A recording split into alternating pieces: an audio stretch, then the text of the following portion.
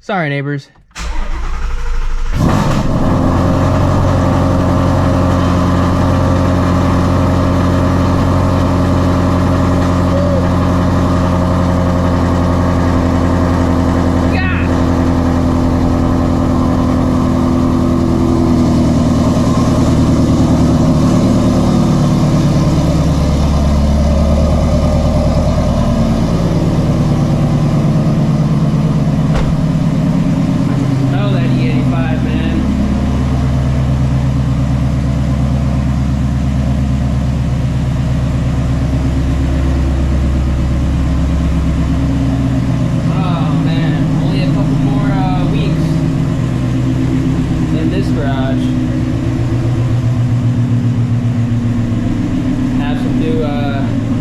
Scenery going on,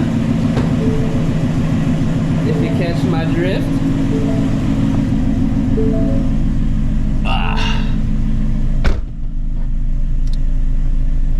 All right, let's go on a little night mission.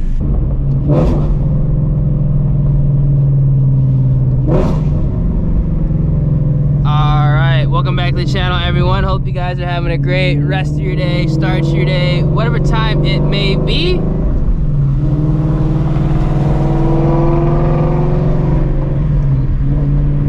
Night op on our hands. It's been quite some time since I've actually taken out any of the cars at night just to go on a little drive. Can't do that in the 99 because there is zero interior lighting in that car. And well, the weather's been kind of bad these past 2 days. It actually rained apparently sometime today, which is kind of unfortunate because that means I'm gonna have to wash the car again rather soon because it's just gonna be getting all dirty all over again. But you know, it is what it is. That's just the nature of driving around here in Texas. You know, got the Mickeys on here. It's gonna pick up half the road, so it is what it is. But I do have some good news in this video for you guys regarding honestly both cars, so hope you guys enjoy that.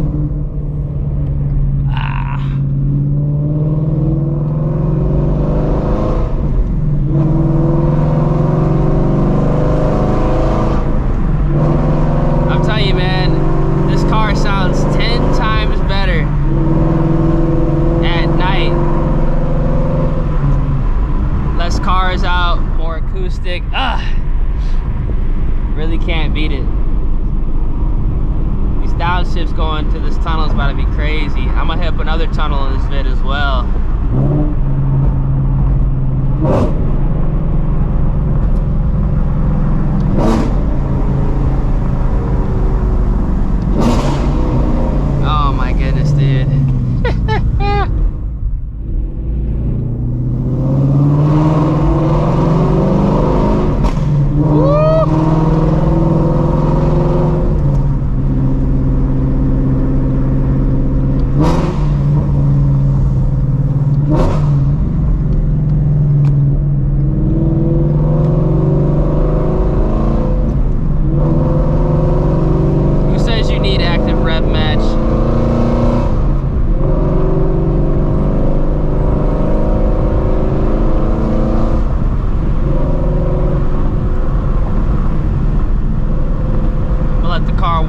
I'll do a couple baby pulls in this vid as well, just because, you know, it's at night, it's cooler, way cooler, damn near 20 degrees cooler.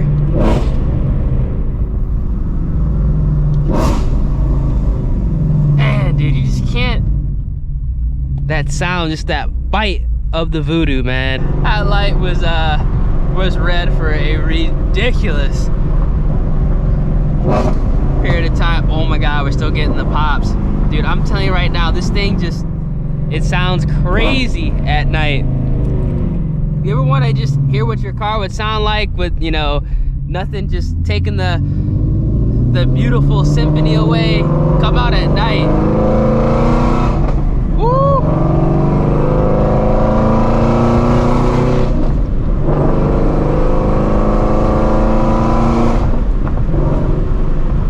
You got popping damn near every single shift with this car.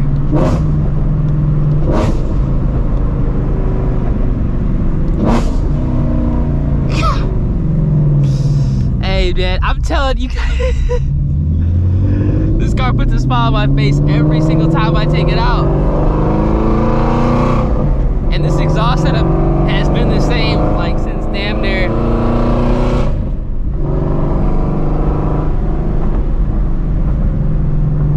from the beginning. Woo.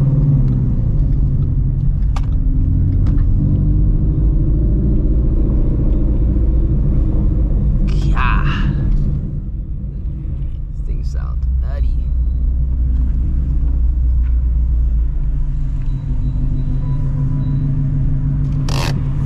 Oh man, dude. We got a little Gen 3 action over there. I think it's a V6, but look good. All right, made it to the gas station. And dude, it's crazy how dirty this car really does get. Just riding around on the Mickeys all the time. It's part of the reason why I want to kind of get off the Mickeys, but at the same time, it almost kind of doesn't make sense to, because it's about to be that time of the year again where, you know, I pretty much decide what I'm going to do leading up to Texas 2K. I'm going to be making some moves on, you know, increasing the power output of this car and also getting the 99 squared away, which I'm going to add right now. I actually am going to be going ahead and getting the 99 running hopefully within the next week and a half. The fuel system, all that stuff has been ordered, so it's just a matter of time before it gets to me. I get the car and the fuel system to the shop, it gets installed, and the car does get a minor revision just to make sure there is enough fuel up top, because the RPM is going to be increased by about 1,000. I'm not going to spin it to 7K. We're just going to go straight to 6,500, see what it makes. I honestly think the Pro Charger is going to be out of steam around like 62, so we'll see.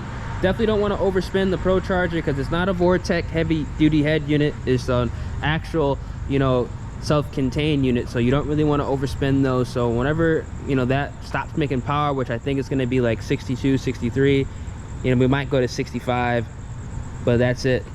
Obviously I can upgrade the impeller, but considering the fact that we are going to be spinning 1,000 more RPM, I'm anticipating the car to be making right around 620, 30, 40, maybe 50.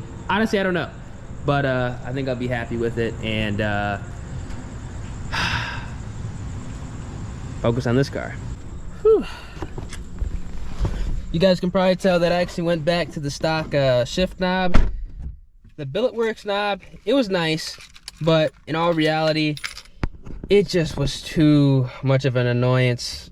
Being, you know, 100 degrees outside every day, that knob, that finish of the knob, it got hot quick, let me tell you that. And, you know, 10 minutes sitting outside, it was like playing with fire. And obviously, I ain't trying to deal with that. So I went back to the stock knob. I believe there actually is an Alcantara version of this knob, so I'm gonna try to go ahead and source out the Alcantara version of the OEM knob. It's just one of those things where OEM is best, and that's definitely the case for these like specialty Mustangs, you know, GT350s, Mach 1s, GT500s, just, you know, the specialty parts, just stick with that type of stuff.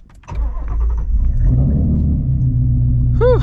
Now, I know some of you guys are gonna be saying, you know, in regards to, oh, you know, I'm happy about the power that the 2 valve's gonna put down. I'll be satisfied with the power the 2 valve's gonna put down. I mean, in all reality, you know, it really realistically could only make like 590. It could cap out at 590, like what it technically capped out, 590, when the car was first on the dyno. And honestly, if that was still the case, I'd be perfectly fine, just because now I'm able to have all of the RPM, so the car is gonna pick up mile per hour, and I'll be able to, you know, actually utilize you know, the power band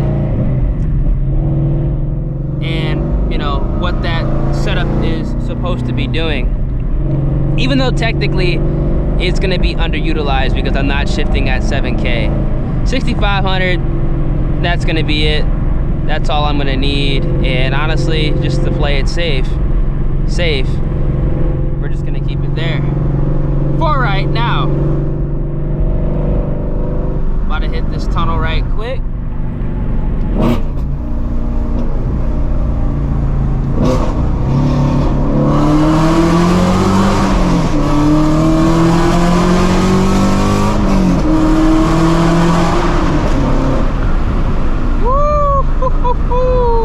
Oh my goodness. Man, dude.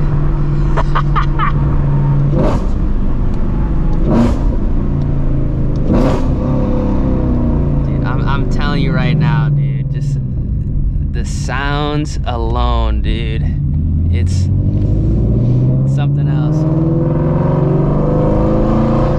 Now, obviously, you know, I didn't bring it out all the way. It's kind of damp outside. I'm on the radials. Not trying to do anything too stupid, but just to hear this thing, you know, scream.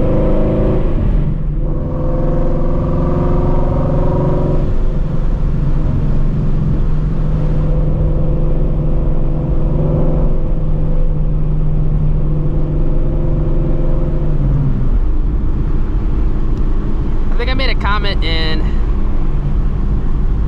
a previous video how I kind of wanted to go ahead and see what this car would sound like with an actual quote-unquote stock exhaust, because technically it is stock, technically it isn't. I mean, that Borla exhaust that it has on right now, it's literally a Ford Borla exhaust, but it isn't like the stock GT350 exhaust. I'm kind of curious to figure out and hear what that would sound like, but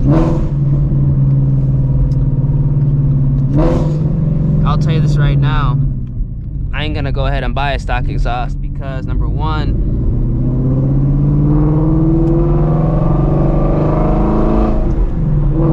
if this car were to ever get twin turbos, which, I mean, realistically it could down the line, who knows, it would sound like a WRX. At least with the Borlas, it'll have a different tone to it, so it won't sound as, you know, boxer-ish. But we'll see. I'm gonna go ahead and throw this thing in quiet mode right now because this isn't residential. I don't want to be a dick. That's the nice thing about this active exhaust. That's something I'm never gonna go ahead and give up unless this thing, you know, like I said, goes full race car one day. You know, I'm, you know, cutting the exhaust off and whatnot, which I don't think I'm gonna do. I mean, I'm not gonna do that to a Shelby, you know, knock on everything in here.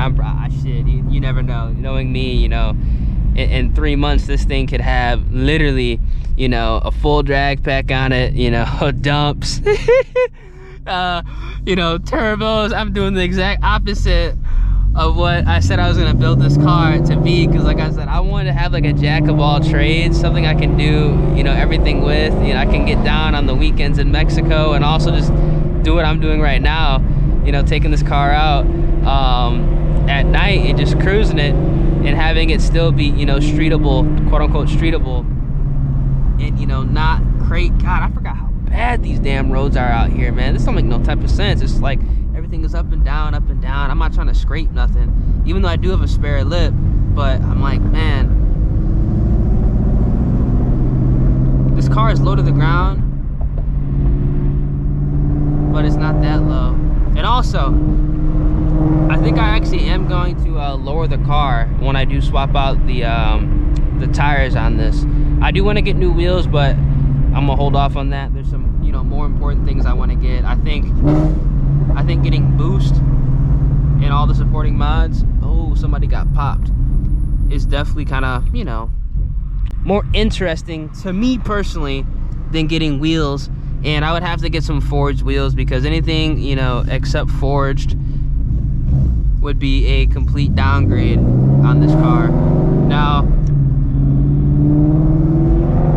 eventually, I do want to have a set of stock wheels, because I like to keep the stock parts on the car that are worth something.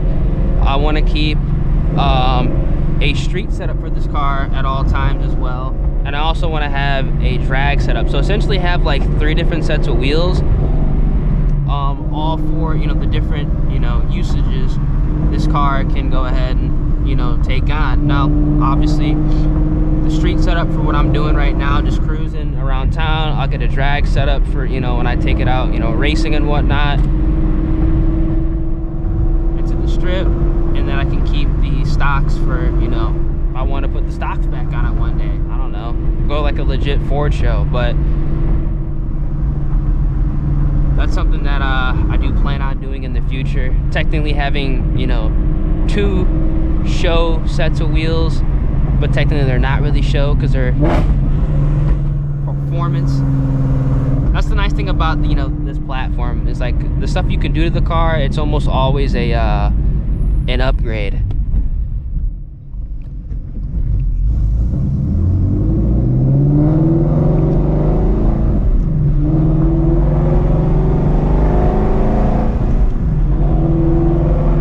Speaking of modifications, yes, I'm gonna go ahead and adjust the calculator screen. It's just something that I just don't really care too much about. Like, I don't know, let me know in the comment section, do you guys care about like your interior infotainment, you know, for a car like this? I mean, I get it, it's a Shelby, it should come with the damn 8-inch screen, I understand that, but obviously having the coolers, in my personal opinion, having the Magna Ride and whatnot, you know, that's way more important than, you know, an 8-inch screen that you can go ahead and add in and actually get more features than what it came with from factory.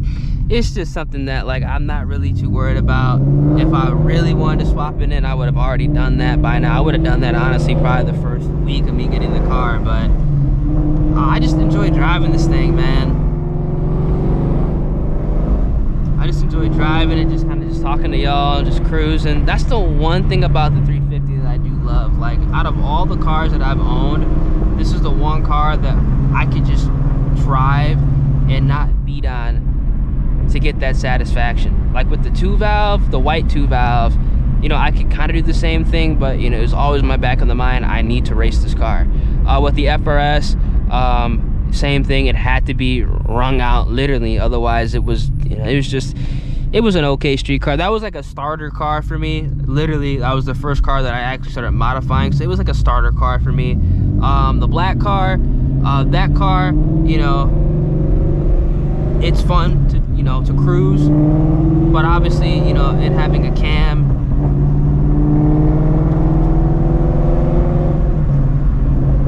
that car, having the stiff suspension, having the LOUD Pro charger, you know, it's fun to cruise, but at the same time, you know, because it is fast or quick, let me go ahead and, you know, not use the term fast.